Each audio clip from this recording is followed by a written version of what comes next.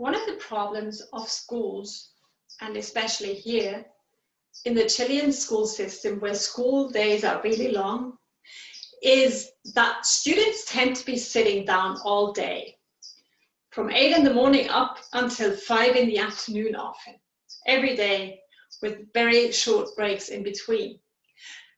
And obviously in times of physical distancing, this is even worse.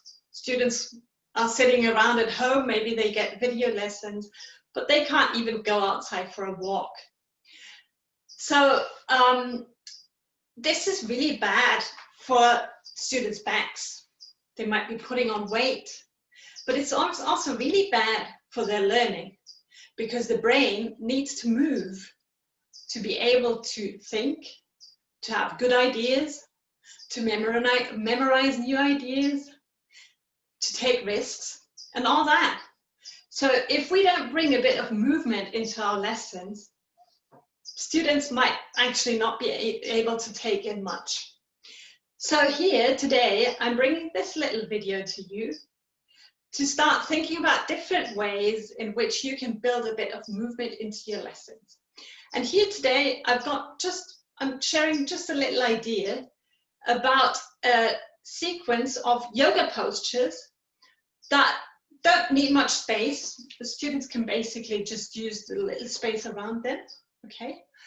And you can easily bring them into the beginning of a lesson. Maybe when students are just still sleepy in the morning, or they're just coming in really hyper after break or after a PE lesson, you need to calm them down, but in a soft, gentle way in which they can also move and connect to themselves. So this little sequence of activities or of movements is inspired by a language teaching methodology that's called TPR, Total Physical Response. And it was created in the 1970s by James Asher, who had this idea that students or learners needed to hear the language and respond to it physically with actions before being able to start using the language themselves.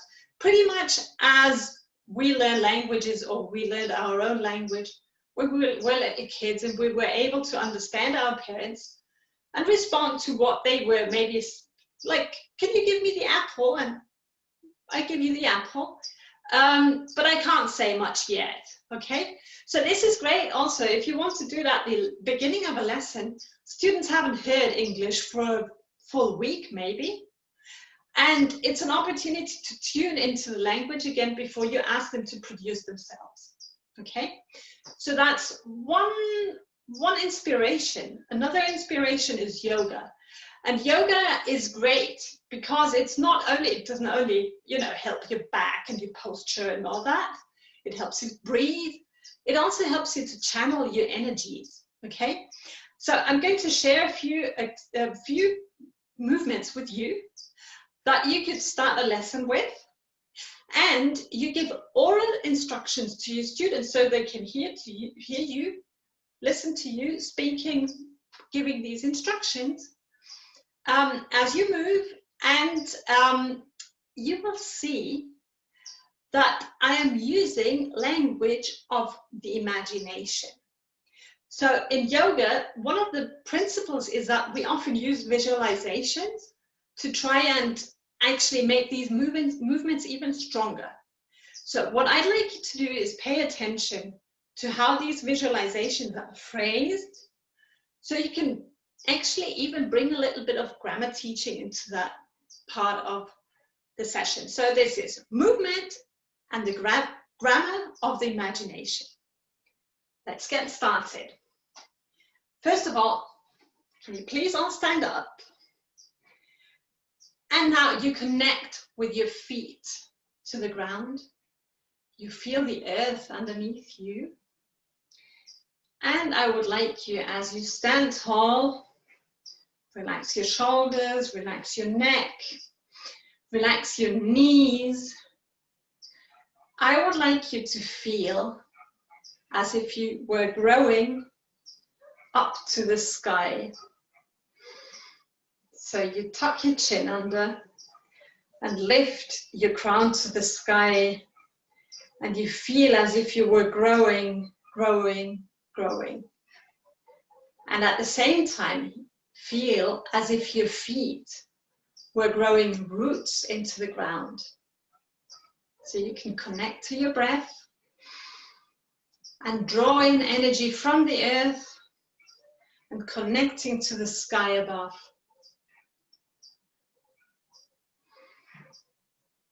Just connect with your breath. Feel your roots. Feel your connection to the sky. Now I'd like you to bring your arms up, palms facing up, and we're going to do a little twist. So I would like you to move your hand down and scoop up water from next to your knee. So you turn around and pretend you're scooping up water and give yourself a little shower. Let's do that again.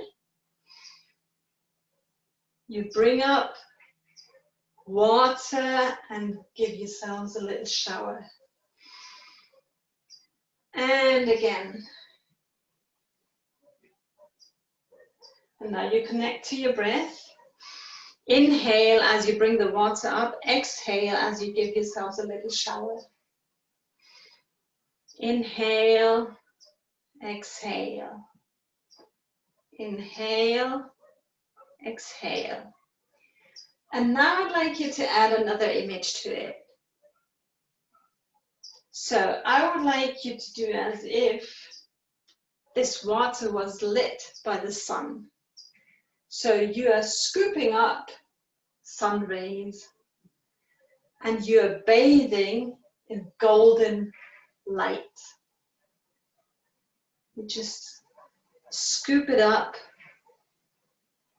and give yourselves a shower again of golden sun rays. Keep breathing. Inhale, exhale. Inhale, exhale. And now you bring your arms down, palms still facing outwards.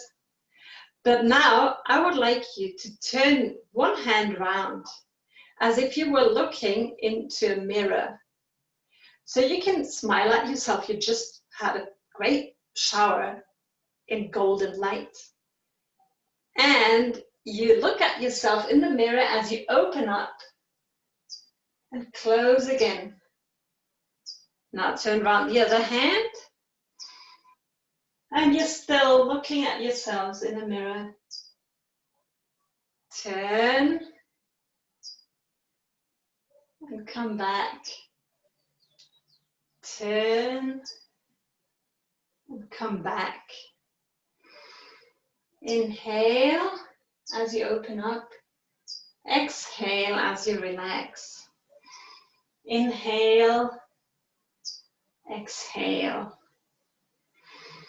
Inhale, exhale. Inhale, exhale. And now push all tiredness out and bring joy back to you. Push it out and inhale joy and happiness. Push tiredness out and inhale joy and happiness. Push it out. Inhale. Push it out. Inhale. Push it out. Inhale. Push it out. Inhale. And now you might already be starting to feel something that's like a ball of energy between your hands and your fingertips. Maybe you feel a tiny bit of tingling. That's your energy. And it's lovely just to play around with it. It's as if you had chewing gum between your fingertips. So you can make long threads, sticky threads of energy between your fingers. Okay, so just play around with it a bit. And now let's greet the sky and the earth again, just as we did at the beginning. Stretch, stretch, stretch, stretch, and relax. And stretch, stretch, stretch, Inhale and exhale and stretch. And exhale and inhale. And once more.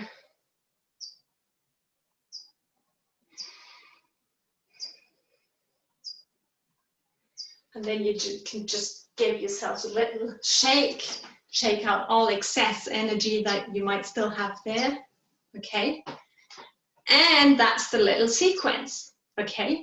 So you can try this out at the beginning of a lesson just to get it going. Okay. And if you really want to focus on the grammar point, maybe you noticed that you were doing as if you were scooping up, or as if you were looking at yourselves in the mirror, or as if you were having a shower with golden sun rays. Okay, so maybe you want to have your students join into that and get them to give instructions.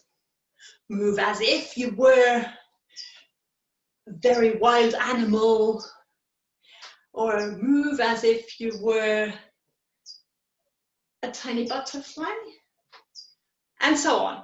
Okay, so I'd just like to invite you to try out things like that. It's not only good for your students, it's also good for you, because you need to keep your energy going. And teaching is a wonderful job, and it's one where you've got to take care of your own energy. Okay, just take that with you. And I don't want to leave without thanking the lovely ladies who wrote this book that has given me lots of energy and lots of good ideas too. It's called Dhruv Yoga for All Seasons. I bought it many years ago in England, and it was published by Padma McIntyre and Helena Waters. Okay, so thanks ladies for your great ideas, and it's just the idea to keep sharing. Thank you very much, and I hope to see you again some other day with more energy moving activities for the language classroom. Bye bye.